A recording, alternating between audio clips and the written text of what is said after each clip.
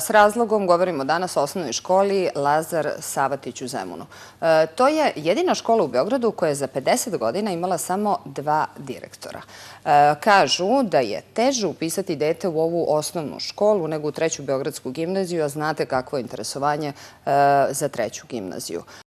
Episkop Cetinski, mitropolit Crnogorsko-Primorski Amfilohije uručio je orden Svetog Save drugog reda Zemunskoj osnovnoj školi Lazar Savatić. Direktor Ilija Jovičić rekao je da će ukazanu čast škola pokušati da opravda. Osnovna škola Lazar Savatić prve đake primila je 1962. godine, a trenutno je pohađa 870 učenika. Orden Svetog Save drugog reda pripao je za doprinos vaspitanju i usmerenju dece na put svetosavlja i dugogodišnju ljubav prema crkvi.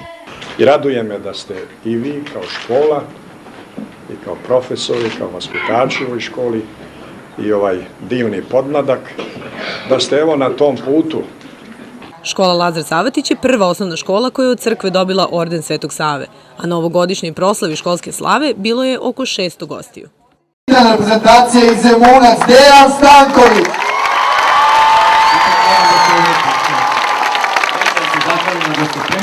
Evo i sa naše strane od igrača jedan poklon. Nadam se da će za ovo biti mjesto u kancelariji. Znači da poželim svoj deci, sledećim i budućim prvacima, devojčicama koji su prvaci u fudbalu, dječacima koji su drugi.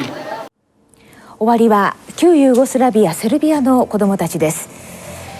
訪ねた首都ベオグラードの小学校では1年生の子どもたちが覚えたばかりの19世紀のセルビアの詩人の詩を暗唱してくれました。海外ネットワーク、また来週お目にかかりましょう。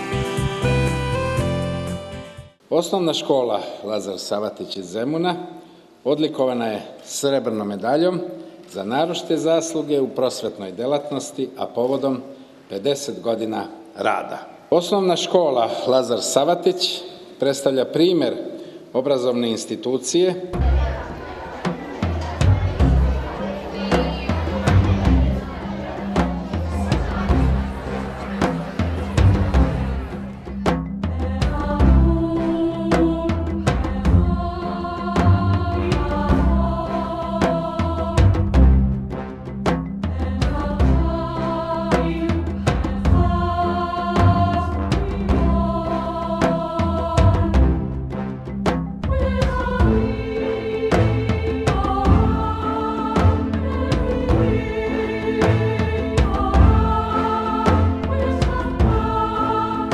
Blagosloven da si, narode srpski.